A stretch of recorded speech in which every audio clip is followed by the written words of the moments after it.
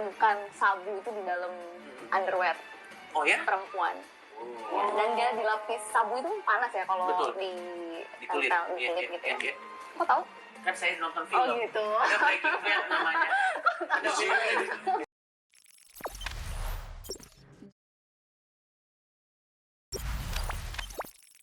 Coki Pardede ditangkap polisi atas penyalahgunaan narkoba.